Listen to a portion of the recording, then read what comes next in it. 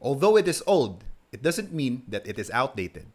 The rule of 7 simply says that the prospective buyer should hear or see the marketing message at least 7 times before they buy it from you. There may be many reasons why number 7 is always used. The number 7 is a lucky number. As a musician, I know that there are 7 unique notes in the diatonic scale, where the 8th note is simply the octave of the first note. Ancient Egyptians believed that there were 7 paths to heaven and 7 heavenly cows. There are also 7 deadly sins in the Bible, and I broke my heart 7 times before I found the love of my life. But let's not focus too much on number 7. Let's get back to marketing. The rule of 7 in marketing is a reminder to business owners and marketers like you and me that our target markets won't care about us or our offer the first time they see our ads. As someone who teaches online marketing, I understand the anxiety, emotionally and financially, of not getting results from your marketing and advertising campaigns. Ito yung mas nakaka-bad trip. During this time of e-commerce and social media advertising, literally anyone can click the blue boost button and technically become a social media advertiser. Don't get me wrong. I know some of these accidental ads actually work kasi naging viral or witty or just pure dumb luck. I also got lucky many times in the past. Nag-publish ako ng Facebook ads na hindi naman ganoon kaganda. Mediocre lang yung ad. The ad copy is also mediocre, but for some reason, bumenta. Well, pwede naman yun. Pero after 7 years plus of doing this, I can't simply rely on luck anymore. It has to be predictable. Now, how do we apply the rule of 7 in the way we run ads on Facebook? If you agree that you need to show your ads multiple times to a single person so they can decide, I want you to listen to me. If you agree that you need a predictable system of making sure hyper-aware yung audience mo sa offer and product mo, I need you to listen to me. Retargeting is the key. In Facebook ads, retargeting is synonymous to custom audience. So ganito, I will share with you 2 custom audiences na pwede mong gamitin for retargeting campaigns right now. Custom audience number 1 is page engagers 30 days. Custom audience number 2 will be page messengers 15 days. So for page engagers, sila yung mga targeted audience na nag-engage sa ads mo.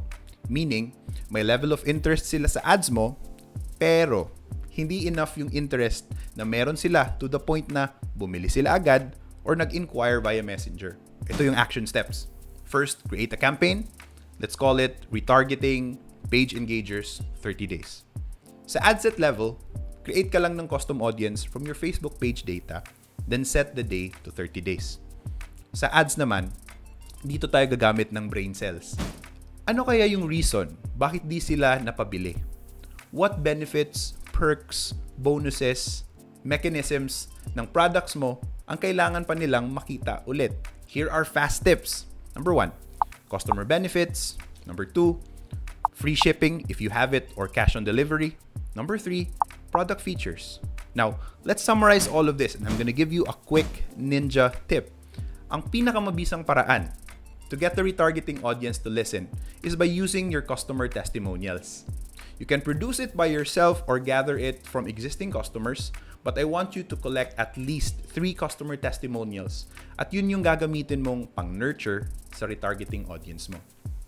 It causes less friction sa offer kasi naa-avoid yung feeling na nagbubuhat ka ng sarili mong bangko. It also helps the audience relate to your brand kasi they can see your offer through the eyes of your satisfied customers. So, 1 campaign, 1 ad set, page engagers 30 days, and at least 3 ads na testimonial or customer benefit. Custom audience number 2, or what we call the page messengers 15 days, ito naman yung audience na gagamitin natin as an exclusion. Meaning, kung nakapag-message na sila sa inyo in the last 15 days, nag-inquire na yan, so nasa kamay na ng sales and follow-up team mo yung conversion. Inside my Leads Overload program, we call this the evergreen filter. This exclusion ensures na hindi nasasayang budget mo sa audiences na nag-inquire na. Remember guys, yung goal ng retargeting ads natin is to encourage people to either purchase or at least inquire via messenger. So that's it. Marami pang ibang ways to strategically retarget Facebook ad audiences. And ang tip na ito ay isa lang sa iba pang malulupit na paraan ng pagsalba ng forgotten transactions from your ad campaigns. If you like what you learned and want to go deeper sa Facebook ads or online marketing in general, just hit me up. This is Roel Roelo, and see you on the next Online Marketing Value Post. Goodbye.